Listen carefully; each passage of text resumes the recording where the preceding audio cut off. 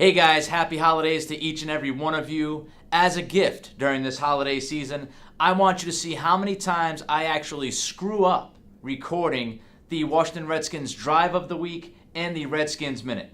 Enjoy. Ready? Okay. Sure? Everything's good? Recording. Okay. We have two drives of the week this week. Now I'm not ready. All right. Dallas Cowboys versus the... And the way that Cleveland could not... I had it.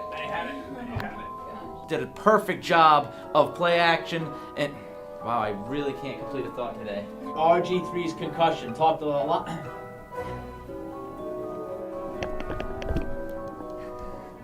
A non-energetic drive of the week. Ready? All right. I was going to shake. All right. For your Redskins Minute. And finally, you got to look at... That was 50. Was it? Yeah. Earlier in the third quarter where they...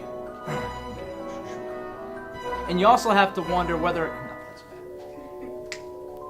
From the postseason standpoint.